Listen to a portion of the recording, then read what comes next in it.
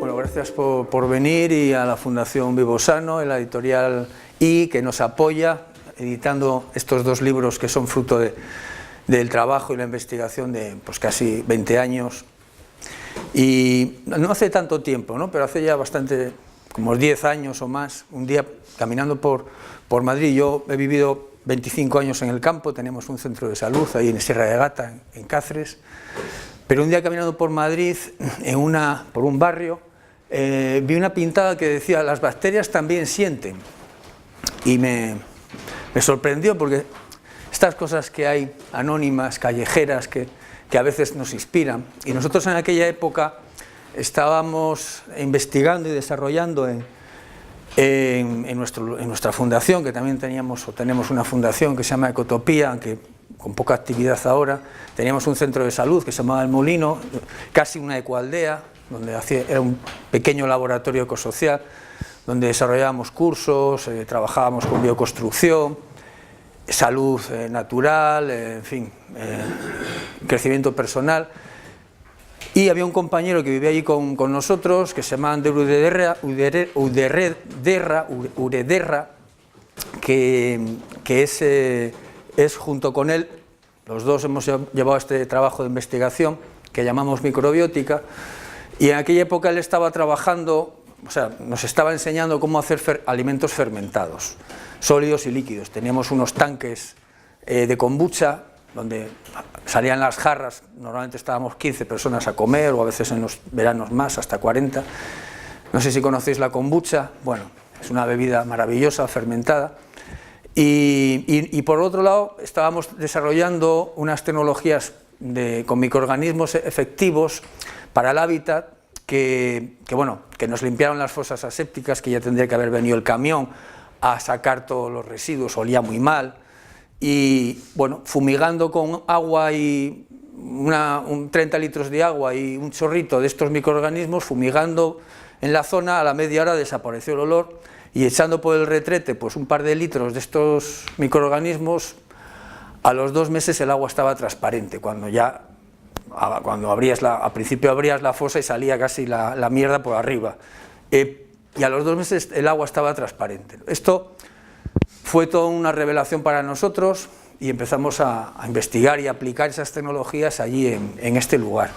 Y 10 años después, pues Ander y yo, el proyecto se cerró en el 2007 a nivel exterior, a nivel, digamos, ecosocial, y 10 años después, o casi 10 años después, 8 años después, pues Ander y yo empezamos a desarrollar cursos por toda España y talleres, y divulgar estas tecnologías. Fruto de ese trabajo pues surgió este libro de la microbiótica, también editado por Ediciones I, en el que Ander y yo pues hacemos como el 70% del libro. Luego hay otras 10 autores más, y 2 años después, este libro se editó hace un par de años, pues hemos editado este libro de nutrición simbiótica que hoy estamos presentando.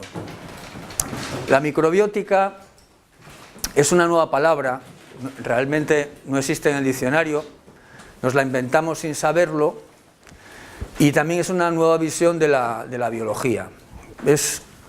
Por un lado es poco quizá atrevido decir que es como un acercamiento a lo que podríamos llamar la biología cuántica, porque es investigar todo lo que sucede en los niveles más pequeños de la célula. Y por el otro, es una visión que nos acerca al mundo microscópico de los microorganismos de una manera amorosa, agradecida, de una manera simbiótica. La simbiosis es un concepto poco estudiado dentro de la biología, pero que la nueva biología pues habla de la simbiosis como la ley que está por encima de la ley de la competencia. La simbiosis es la ayuda mutua, la colaboración, la interdependencia, y parece ser que es la principal ley de la evolución. Aunque esto es un tema que no es el momento para hablar de ello, sí solo comentaros esto, ¿no? Que resulta que a tenor de las investigaciones de los últimos 20 años, biólogos un poco de vanguardia, biólogos que van un poco a contracorriente de las teorías neodarwinistas, que son las oficiales, como Lynn Margulis, o aquí tenemos a Máximo Sandin, han demostrado que toda la evolución de las especies y de la vida sobre la Tierra, la base es la colaboración entre las especies o la colaboración entre los individuos de una misma especie.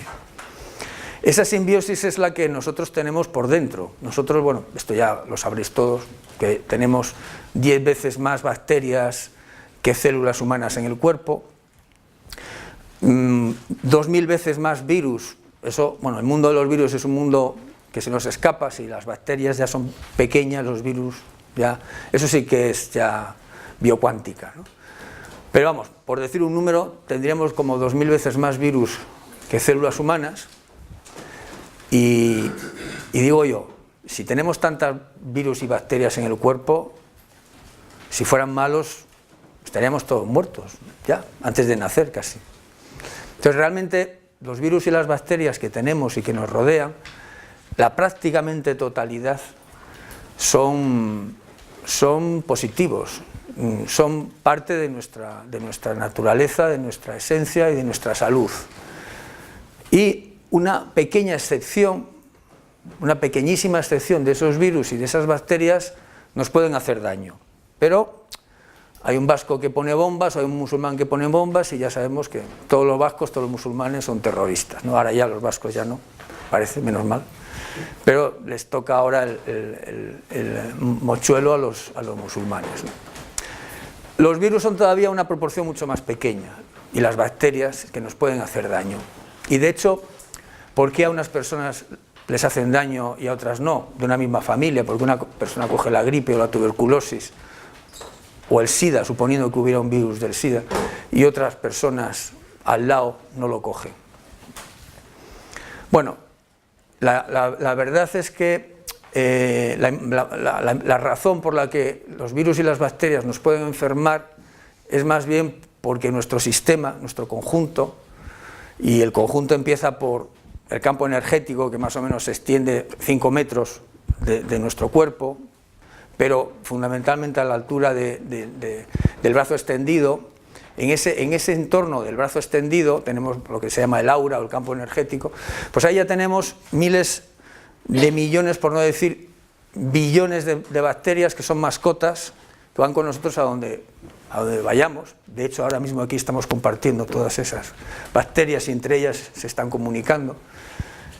Y nosotros no nos enteramos, ¿no? Solo porque la parte consciente de nuestra mente, de nuestro yo humano, se entera de muy poco de lo que nos sucede, ¿no? Pero nuestra memoria subconsciente, celular, sí se está enterando de esa interacción en la que estamos actuando, para empezar, todas nuestras bacterias.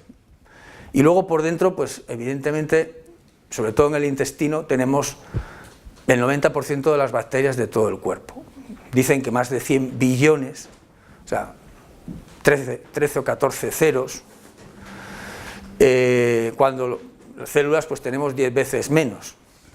Pero a nivel genético, se dice que tenemos entre 23 y 25.000 genes, cada célula tiene el mismo ADN, la misma herencia genética, por eso de una célula de un pelo podemos hacer un clon de nosotros mismos. Sin embargo, a nivel de microorganismos tenemos más de 3 millones de genes dentro de nuestro cuerpo. O sea que todo eso lo que nos indica es que hay un mundo misterioso, desconocido, que hace menos de 10 años la ciencia oficial se ha puesto a investigar, que no es humano y que lo llevamos dentro y podemos comunicarnos con él y nos puede ayudar a mantener y a recuperar nuestra salud para empezar. El libro este de la microbiótica lo dividíamos en 2 partes y en una primera parte hablábamos de la microbiótica exterior, es decir, cómo los microorganismos no solo pueden ayudar a resolver los problemas del medio ambiente que tiene, de desequilibrios que tiene nuestro planeta, nuestra biosfera, sino también cómo se puede resolver muchas tecnologías y muchos retos que hoy en día nuestra sociedad no tiene resueltos.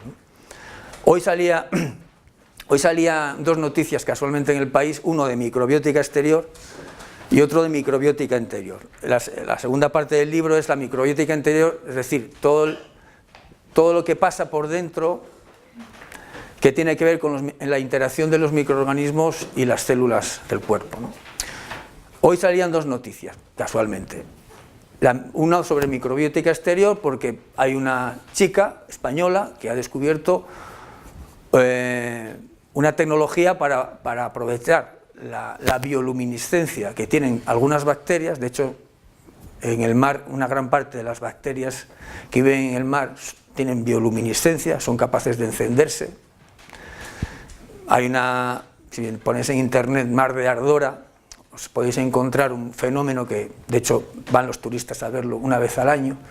En la zona del Cuerno de África es un poco peligroso ahora por lo de los piratas de Somalia y todo esto, pero en esa zona, a vista de satélite, se puede ver en determinado momento del año una mancha de luz en medio del océano del tamaño de Andalucía, y eso son, imaginaos la cantidad de bacterias de una especie que se deciden todas a la vez ponerse de acuerdo y encenderse. ¿Cómo hacen eso? ¿Cómo se encienden todas a la vez? Pues eso es un misterio. ¿Cómo se comunican entre ellas? Bueno, ya se sabe que se comunican, que tienen lenguaje, que se comunican entre ellas como especie, pero además tienen un lenguaje común, una especie de inglés o esperanto, con el que se comunican todas las especies entre sí.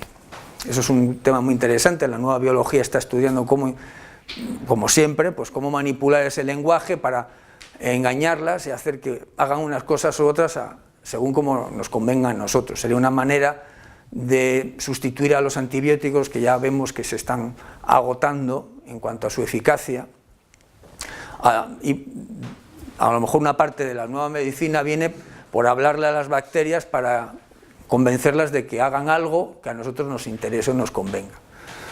Bueno, las bacterias del Mar de Ardora se iluminan para que los peces vengan y se las coman, porque donde ellas realmente se sienten a gusto es en el intestino de los peces. Entonces vienen pues unos bancos de peces, pues ya son ciclos anuales inmensos, se comen a las bacterias ahí viven encantadas un montón de tiempo, vuelven a salir y al cabo de unos meses vuelven a juntarse, se vuelven a encender. Bueno, pues esta chica ha encontrado una manera de integrar un conjunto de bacterias dándoles de comer y aprovechar esa luz natural que generan para hacer iluminación urbana, en fin, para iluminar ambientes, que de alguna manera pues, es gratuito. Este es un nuevo vector, el de la iluminación biológica, que, bueno, veremos a ver por dónde sale, ¿no? Había otra noticia que hablaba de determinados estudios que no sabemos de dónde salen, que cuestionan el beneficio que se supone que los yogures con Bifidobacterium y demás, con bacterias y probióticos, los yogures probióticos y algunos alimentos de este tipo funcionales que existen en el mercado, que se supone que a personas sanas no les favorecen tanto como se vende o se imagina uno. Eso son dos noticias que hoy salían. Pero bueno, últimamente yo suelo seguir los medios un poco y tal, y me sorprende que en los últimos años ha ido aumentando el número de noticias. Para mí El País es un periódico que marca las tendencias del sistema, ¿no? O sea, lo que sale en El País es lo que políticamente, vamos a decir que es correcto, se puede decir, son tendencias, porque hay otras muchas noticias que no salen en los grandes medios, ¿no? que a lo mejor son mucho más minoritarias. Entonces es curioso que casi todos los días, o por no decir todas las semanas, seguro salen un par de noticias relacionadas con el mundo de los microorganismos. Y suele ser últimamente en una tendencia favorable, en una tendencia para hablar bien de lo que nos aportan. Esto es una línea que nos marca hacia dónde va la sociedad. Venimos de una época, de una era antibiótica, desde que Pasteur descubrió, menos mal, que descubrió que gran parte de las infecciones por las que se moría la gente era por no lavarse las manos, porque las teníamos contaminadas de microorganismos patógenos que al final, sobre todo los médicos, era normal en el siglo XIX que un médico estuviera haciendo la autopsia de un cadáver y luego sin lavarse las manos, porque eso de lavarse las manos era una cosa que los médicos ni nadie lo hacía, y acababan de abrir un cadáver y se iban tal cual, sin lavarse las manos, a asistir a un parto. Y entonces, pues claro, las madres y los bebés se morían de infecciones. Hubo un médico que descubrió esto, que no recuerdo cómo se llamaba, y lo subrayó, hizo un estudio, dijo, oye, que hay tanto índice de muertes de madres y bebés recién nacidos porque vosotros, médicos, colegas, no os laváis las manos. ¿Conocéis la anécdota? ¿Sabéis lo que le pasó a este señor? Pues que desde su familia hasta la casta médica dijo que estaba loco y lo encerraron en un psiquiátrico y se murió en el psiquiátrico. Y 30 años después, o 25 años después, pues bueno, Pasteur descubrió que este hombre pues tenía razón. Entonces, claro, a partir de ese momento, la pasteurización, es decir, la eliminación de todas las bacterias mediante calor, supuso una revolución dentro de la higiene y de la medicina, pero nos fuimos al otro extremo y estamos inmersos en una cultura bacteriofóbica, en la que decir bacterias o decir virus es hablar de enfermedades, de infecciones, de patogenia, y no es así. Por eso la microbiótica viene un poco a plantear esa visión positiva, amorosa, consciente un poco de defensa de los derechos de los microbios, que no necesitan que se les defienda, ¿no? Pero bueno, por ahí van los tiros. Y dentro de esa línea, la nutrición simbiótica es la nutrición, que es el libro del que venimos hoy a hablar, es la nutrición que contempla a la vez, cuando comemos, los alimentos que nos sientan bien a nosotros y a nuestras bacterias. Y los alimentos que no nos sientan bien a nosotros ni le sientan bien a nuestras bacterias. Casualmente, los alimentos que a nuestra salud no le sientan bien, tampoco a nuestras bacterias. Nuestras bacterias, hablamos de las del intestino, cada una de ellas tiene vida independiente. El intestino, en la parte del intestino delgado hay un 10% o un 20%, y en la parte del intestino grueso está el resto, el 80% de las bacterias están en el intestino grueso. Cuando comemos, el bolo alimenticio, cuando pasa por el estómago, en 4 horas pasa todo el intestino delgado, que es un tubo muy largo, de 6 metros por lo menos, y llega al intestino grueso, que es 1,5 metros, y ahí pasa 24 horas. Y al que le pasa más tiempo o menos tiempo de 24 horas, tiene un problema. Entonces, desgraciadamente hoy en día, en las farmacias, en los herbolarios, lo que más se vende son laxantes. Entonces, bueno, eso indica un problema. Tenemos un problema en el intestino. El intestino es como un alambique que debería de estar en fermentación, es decir, que los alimentos desde la saliva en la boca hasta el estómago y luego en el intestino es un proceso de fermentación, pero está en putrefacción. La putrefacción es una forma de fermentación degenerativa que tiende al caos, a la entropía, a que huela mal y a que eso que está ahí se deteriore y se muera. Lo que está en putrefacción se deteriora, se muere y desaparece. Pero lo que está en fermentación huele bien, aunque culturalmente nuestro olfato no está preparado para el registro de los olores de los alimentos fermentados, porque apenas tenemos alimentos fermentados en nuestra cultura, pero Esther, que viene de Asia, se pasó ahí casi un año, sabe a qué huelen los mercados allí. Y los mercados en Tailandia, en Japón, en Camboya no lo sé, en Corea sobre todo, huelen a fermentados. A nosotros nos olería a vómito, pero eso es un olor maravilloso para los que viven y han nacido en esa cultura. Cuando paseamos por un bosque después de haber llovido, ese olor que sale de la tierra es la fermentación, porque un bosque, el suelo del bosque está en fermentación, por eso se conserva para siempre así. La fermentación conserva la vida, para siempre, de forma indefinida. Cuando vosotros hacéis un chucrut o un kimchi, que es una manera de fermentar verduras al estilo coreano, esas verduras, un año después de haberlas fermentado, tienen más propiedades nutricionales que recién cogidas de la tierra. Eso es curioso, ¿no? Y no solo más propiedades, sino muchas de ellas ni siquiera las tiene la propia verdura. Han salido y han surgido del proceso de fermentación. Entonces, nuestro intestino necesita ayuda, porque está sometido a un estrés, estamos sometidos a un estrés de oxidación, degenerativo, putrefactivo, de contaminación electromagnética. Bueno, esta fundación es pionera en España de luchar y denunciar la contaminación electromagnética en la que vivimos, de contaminación química de todo tipo, de alimentos procesados, enlatados, precocinados y tóxicos de todo tipo, de estrés, de una tensión emocional, física, etcétera. Todo eso nos oxida. Como la Tierra se está oxidando y se está deteriorando por fuera, nosotros lo mismo por dentro. Vivimos solo a nivel electromagnético, tenemos más de 30.000 veces, bueno, 20 y tantas mil veces mayor intensidad de contaminación electromagnética ahora que hace 25 años.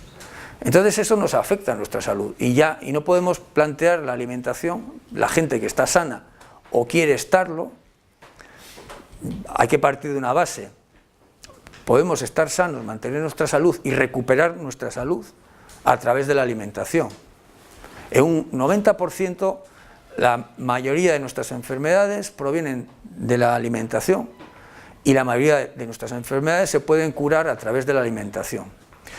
Y esto directamente está relacionado con la asimilación. ¿Somos lo que comemos? Sí, pero más allá de eso somos lo que asimilamos de lo que hemos comido. ¿Y quién hace el proceso de asimilar lo que comemos? Las bacterias que llevamos dentro. Nuestra microbiota intestinal hace muchas cosas. Una de ellas, como os decía antes, 100 billones de microorganismos que tienen cada uno de ellos vida libre, se comunican entre ellas. Digo ellas porque para mí es un género femenino, aunque son neutras, es decir, que se duplican por bipartición y en condiciones ideales cada 20 minutos. Se multiplican, claro. Por eso cuando hacemos caca, el 60% de esos son bacterias que sobran, que no sabemos de qué manera deciden, no sé si hay una dictadura ahí dentro que dice, venga, vosotras fuera todas, o hay unas que les engañan a las otras, venga, los que quieran irse al paraíso que levanten la mano y venga, por ahí os vais. Y nosotros nos sacrificamos y seguimos aquí trabajando, pero sea como sea, una gran parte de nuestra caca son bacterias, y de hecho, bueno, la bacterioterapia que acaba de nacer hace menos de 8 o 9 años, el trasplante de heces fecales es una técnica maravillosa, eficaz, radical, que en España apenas existe, hay un hospital o dos que ha empezado, pero que con eso se curan un montón de enfermedades degenerativas, no solo enfermedades del intestino, sino incluso enfermedades psíquicas, enfermedades autoinmunes, etcétera. Pero hay una anécdota que hay ya un montón de gente que vive de donar sus cacas, pero que les pagan $40 todos los días, se levantan por la mañana, van con su bolsita al hospital, les dejan allí su caca, pero después de pasar unas pruebas fantásticas de que su intestino está sano.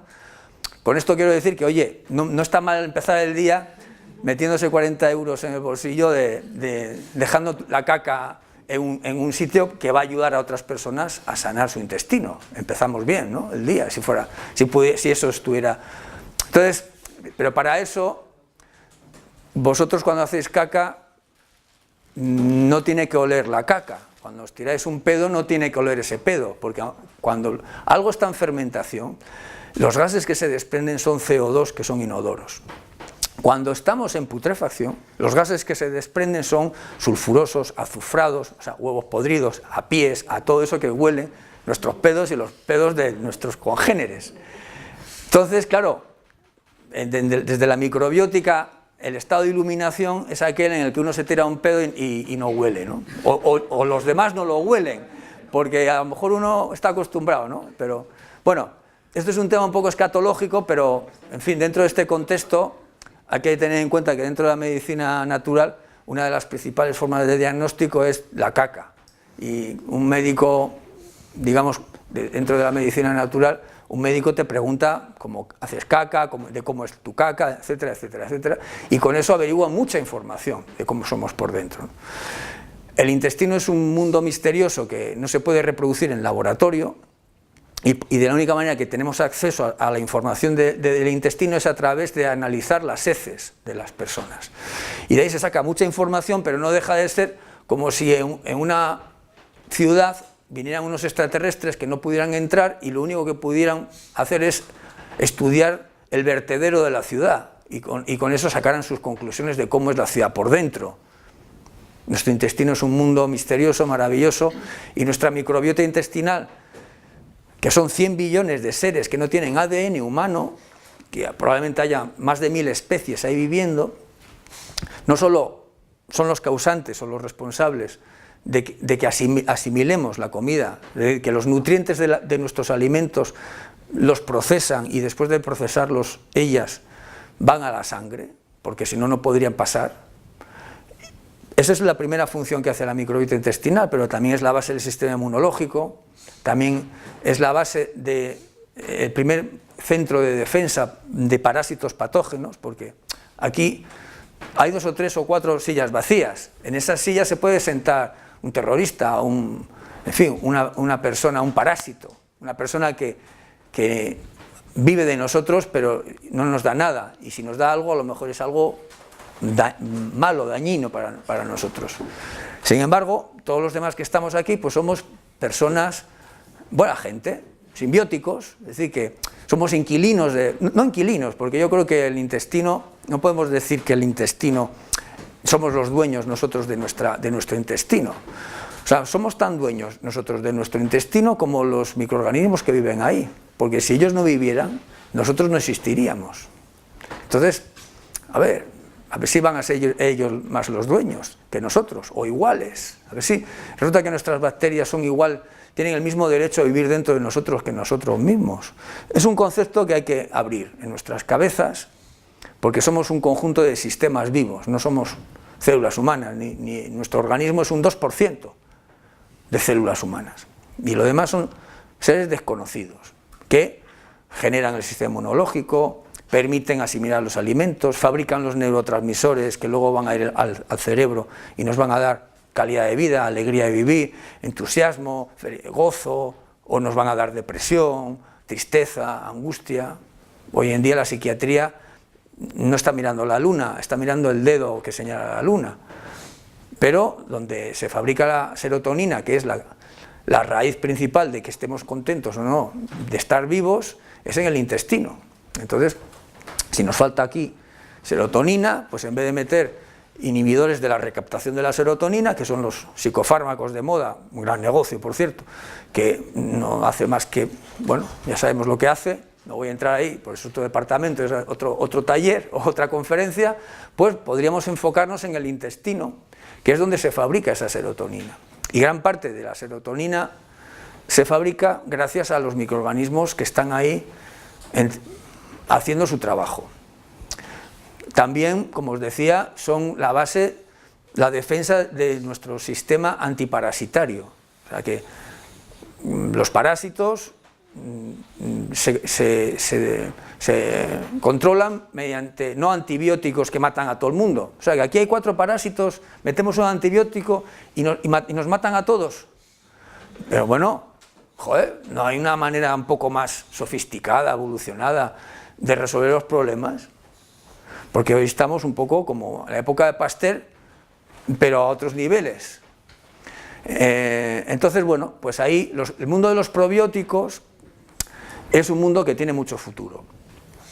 Se empiezan a poner de moda, pero claro, hay muchas clases de probióticos. Nosotros en el libro hay una parte teórica inicial de introducción, que es un poco parecido a esto que hemos hablado, y después hay una parte más concreta que hablamos del mecanismo que tiene nuestro intestino, cómo funcionan en la interacción con la microbiota intestinal, y después hay una parte que lo que llamamos del plan de regeneración vital, en que explicamos el origen de todas las enfermedades, que prácticamente todas las enfermedades tienen un mismo origen, que básicamente es una inflamación que nace del intestino. O sea, desde el intestino es la base de donde surgen la mayoría de nuestras enfermedades. Y luego hay un plan ahí de regeneración vital en la que explicamos elementos sencillos que cada uno puede en su casa desarrollar para limpiar, primero, porque dentro de nuestro intestino pues tenemos un mucílago ahí, una capa pegajosa, alquitranada, que cuando los forenses la quitan de las paredes del intestino llega a pesar 1 kilo, imaginaos un kilo de alquitrán pegado en nuestras paredes, que va creciendo, y todo eso son todos los tóxicos, químicos, metales pesados, bueno, lo más tóxico que lleva nuestro organismo que se queda pegado en las paredes.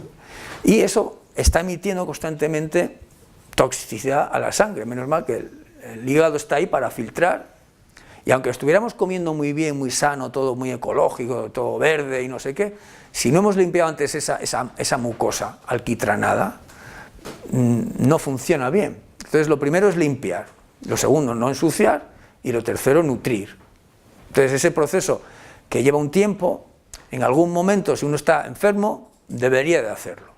Y si no está enfermo y quiere mantener su salud por tiempo indefinido hasta que se muera de viejo, de manera natural, que ya es una forma de morirse que casi nadie llega, pero antes todo el mundo se moría, la mayoría de la gente se moría de viejo. Yo he visto a mi madre y a mis tías, que eran como mis madres también, morirse ¿de qué? Pues no se sabe. ¿De qué murieron? Pues de viejo, no se murieron de nada en concreto. Entonces, pues yo creo que deberíamos de aspirar a morir dignamente. Y morir dignamente, hombre, la nota es lo que algunos maestros de estos orientales que juntan a la familia, bueno, ahora que estáis aquí, que me voy a morir, ¿vale? Oye, que os quiero mucho, hasta luego. Se ponen, meditan y se van. Bueno, eso es una manera de morir de sobresaliente, pero por lo menos morirse, pues yo qué sé, sin dolor, apaciblemente, ¿no? Tranquilamente. Entonces, bueno, pues, y cuanto más tarde mejor. Entonces, pues para llegar ahí, la base de eso es lo que comemos. Y dentro de lo que comemos, nosotros hablamos de que en esa manera de enfocarnos para alimentar a nuestras bacterias, pues tenemos que incorporar en nuestra dieta alimentos simbióticos. Primero, eliminar los alimentos que les hacen daño, que cada vez que comemos esos alimentos mueren miles, millones, cientos de millones de ellas, de las buenas. Y segundo, ¿y cuáles son esos alimentos que nos oxidan? Pues ya lo sabéis todos, ¿no? Las harinas blancas, los refinados, sobre todo el azúcar, el alcohol, en fin, los lácteos, los medicamentos, muchos medicamentos que se toma uno, así, etcétera. Entonces, bueno, ¿y cuáles son los alimentos que nos potencian nuestra microbiota intestinal? Pues sobre todo los vegetales. Las fibras, los prebióticos, que son fibras que todos los vegetales tienen, especialmente los cereales integrales, que sean ecológicos, porque si no están llenos de contaminación, y muchas verduras y muchas frutas. Algunas, las campeonas, pues serían la piña, la papaya, el mango, en cuanto a frutas, la cebolla, los espárragos, la remolacha, las alcachofas, son grandes alimentos con muchas fibras. Estas fibras a nosotros, que son celulosas, no nos alimentan, pero a nuestras bacterias sí.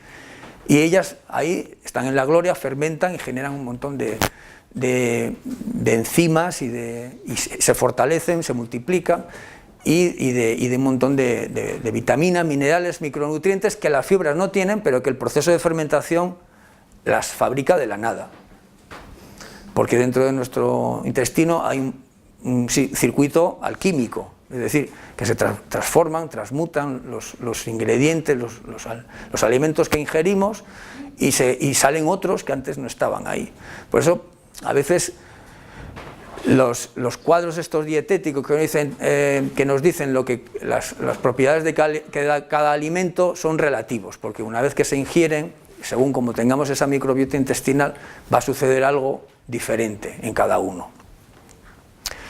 Y luego están los alimentos probióticos, o sea, los alimentos simbióticos son aquellos que llevan prebióticos, fibras, y probióticos, animalitos, gente pequeña, del exterior, que los vamos a comer, que están vivos, y ellos van a ayudar a los que llevamos dentro, que están débiles siempre. Nuestra fauna intestinal regeneradora suele estar en una posición débil, por lo que os decía ya, que están machacados, atacados por muchos factores externos y sobre todo la comida que tomamos. Entonces necesitamos incorporar probióticos en nuestra vida, y eso sobre todo lo conseguimos gracias a los alimentos fermentados. Sí, también podemos ir a un herbolario o a una farmacia y comprar probióticos de pastillas o de cápsulas, pero eso no deja de ser algo un poco artificial. En un momento dado pues está bien, porque mejor eso que nada, pero lo ideal es que aprendamos nosotros a hacerlos, porque la mayoría de los alimentos probióticos, los mejores, no los venden. Empiezan ahora a venderlos, y uno los puede hacer, y bueno, hay tutoriales, hay una web que llevamos, bueno, sobre todo mi socio de investigación, Sander, lleva casi 25 años haciéndola, que se llama nutribiota.net, está en el libro también. En esa web hay una enciclopedia de alimentos fermentados tradicionales de todo el mundo, ¿no? Y cómo hacerlos, y tutoriales, y foros. Entonces, los alimentos fermentados son muy importantes. Son superalimentos, o sea, verduras fermentadas, sólidas, de todo tipo. Hay muchas, el miso, como decía, el chucrut, el kimchi, y luego hay alimentos probióticos líquidos, como bueno, en nuestra cultura sería una sidra o una cerveza artesanal, serían alimentos fermentados, un queso o unas aceitunas artesanales serían alimentos fermentados, y casi para de contar. Pero hay cientos de ellos, ¿no? Nosotros, en los talleres que hacemos, pues enseñamos a hacer este tipo de alimentos sólidos y líquidos, y pues, para mí una de las principales de los alimentos fermentados líquidos es la kombucha, que es un té fermentado. Pero de la cáscara de la piña sale una bebida maravillosa que se llama el tepache. Pues mira, en vez de tirar la cáscara de la piña a la basura, os coméis la piña y después podéis hacer una bebida que de la cáscara de una piña os sale casi 2 litros de tepache. O sea que no está mal, ¿no? Con un poco de azúcar, agua y cáscara de piña. O sea que suelen ser muy, muy baratos. Son alimentos muy apañados, muy fáciles de hacer, que yo pues os recomiendo que los incorporéis en vuestra alimentación. O sea, el kéfir es un alimento fermentado también estupendo. Es un lácteo, pero es una manera de las menos perjudiciales de tomar lácteos. Todo lo que son leches fermentadas, el suero fermentado del lácteo, digamos que la lactosa y la caseína se han neutralizado, y pero hay muchos ingredientes que tiene la leche, incluso externos a la propia leche, como son antibióticos, hormonas y demás, que son difíciles en la fermentación, se neutralizan gran parte de ellos, pero son difíciles de neutralizar. Pero hay otros muchos, hay un kéfir de agua que se llama, el de tíbicos, y bueno, hay muchos alimentos fermentados líquidos también. Bueno, esto es, tenemos poco tiempo, esto es lo que quiero subrayar, que necesitamos, cuando comemos, necesitamos tomar conciencia de que esos alimentos no pasan por el intestino y van a las células. No, pasan por el intestino, se los come nuestra microbiota intestinal, y según lo que hayamos comido, esa microbiota intestinal va a crecer, va a fortalecerse, o se va a debilitar y va a morirse. Y van a surgir entonces los patógenos, como las cándidas, o como el Helicobacter pylori, o como otra serie de patógenos que nos van a generar enfermedades. Entonces, nutrición simbiótica, la visión que nos permite contemplar mientras comemos no solo nuestra nutrición humana, sino también la microbiana, la de nuestra nutribiota, microbiota intestinal. Y a partir de ahí, dejad que los microorganismos cuiden de vuestra salud, porque ellos están para cuidar de vuestra salud. Bueno, eso es un inicio de un planteamiento que a partir de ahí pues también hay mucho más. Podemos comunicarnos con esa conciencia de campo de toda nuestra microbiota humana, como nos comunicamos con nuestras células, y tenemos ahí, somos millonarios, si tenemos un mundo vivo, no humano, en simbiosis con nuestro sistema humano, que no conocemos, que no nos interesa, que incluso le tememos, que nos parece como, ¡ay, que tenemos microbios, qué asco!, ¿no? Entonces, vamos a empezar a querer y a amar a nuestros microbios porque ellos ya nos aman. Aunque nosotros no les amemos, ellos nos aman. Y si tendemos hacia la fermentación, tenderemos hacia la sintropía, hacia el orden, hacia la salud, a oler bien, y iremos saliendo del otro extremo.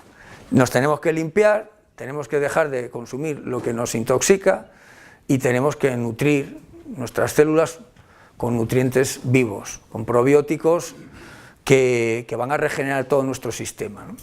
Entonces, bueno, esto sería un poco el planteamiento inicial, básico.